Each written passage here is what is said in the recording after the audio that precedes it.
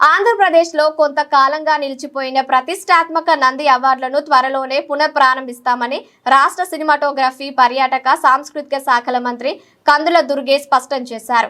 విశాఖపట్నంలో ఆయన మీడియాతో మాట్లాడుతూ ఈ కీలక ప్రకటన చేశారు. చలనచిత్ర, టీవీ, నాటక రంగాలకు చెందిన కళాకారులకు గౌరవం, గుర్తింపు అందించడంలో ప్రభుత్వం పూర్తి స్థాయిలో అండగా నిలుస్తుందని ఆయన హామీ ఇచ్చారు. విశాఖపట్నంలో సినిమా నిర్మాణానికి ఆయన లొకేషన్లు ఎన్నో ఉన్నాయని, వాటిని ప్రోత్సహించే నిర్మాణ సంస్థలను అక్కడికి ఆకర్షించేందుకు చర్యలు తీసుకుంటామని మంత్రి దుర్గేష్ వివరించారు. కూటమి ప్రభుత్వం కళాకారుల అభివృద్ధికి, సినిమా రంగం బలోపేతానికి కట్టుబడి ఉందని భరోసా ఇచ్చారు.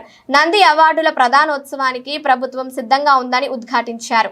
ఎమ్మెల్యేగా చెప్పినట్లుగా సినిమా రంగానికి కూడా ఖచ్చితంగా విశాఖపట్నం అనేది ఇక్కడ తీసినటువంటి ఏ సినిమా షూటింగ్ అయినా సరే ఆ సినిమా సూపర్ డూపర్ హిట్ అయినటువంటి నేపథ్యం ఉంది. ఇంకా నంది అవార్డుల విషయంలో కూడా మనకి ఏ రకమైనటువంటి ఇబ్బంది లేదు. నంది అవార్డులను తప్పనిసరిగా నిర్వహిస్తాం.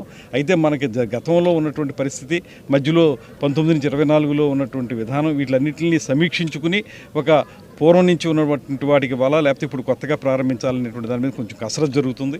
జరిగిన వెంటనే నంది అవార్డులు కూడా ఇస్తాం, నంది నాటకోత్సవాలు కూడా కండక్ట్ చేస్తాం. ఖచ్చితంగా మీరే గమనిస్తే మీరు 2019-24 మధ్యలో ఉన్న పరిస్థితికి ఇప్పుడు చూస్తే కళాకారులు, రచయితలు, కవులు లాంటి వాళ్ళు చాలా సంతోషంగా ఉన్నారు. వాళ్ళకు గుర్తింపు ఉంది.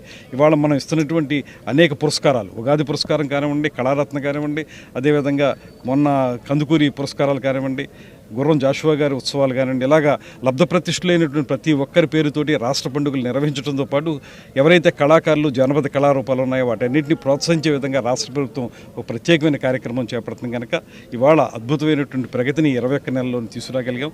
సినిమాకి ఇంకొంచెం గట్టిగా పనిచేయాల్సి ఉంది. ఖచ్చితంగా పనిచేస్తాం, దాన్ని కూడా తీసుకొస్తాం అనేటువంటి మాటను తెలియజేస్తూ పీవీఆర్ గ్రూప్ వాళ్ళకి ప్రత్యేకమైన అభినందనలు తెలియజేస్తున్నాను. వాళ్ళు త్వరలోనే మంచి రూపంలో దీన్ని తీసుకొచ్చి హైత్ లాంటి పెద్ద గ్రూప్తో టైఅప్ అయ్యారు. వాళ్ళ ఆర్కిటెక్చర్ కూడా ఇక్కడ ఆర్కిటెక్ట్ కూడా ఇక్కడికి వచ్చారు. ఆయన వారు కూడా సరైన సలహాలు ఇచ్చి ఒక మంచి 5 స్టార్ హోటల్ ఇక్కడ ఏర్పడితే తద్వారా మనం ఇందాక అనుకున్నట్లుగా పర్యాటక రంగానికి గమ్యస్థానంగా విశాఖపట్నాన్ని తయారు చేయడంలో వీరు కూడా ఒక భాగం కావాలని మనస్ఫూర్తిగా కోరుకుంటూ సెలవు తీసుకుంటున్నాను.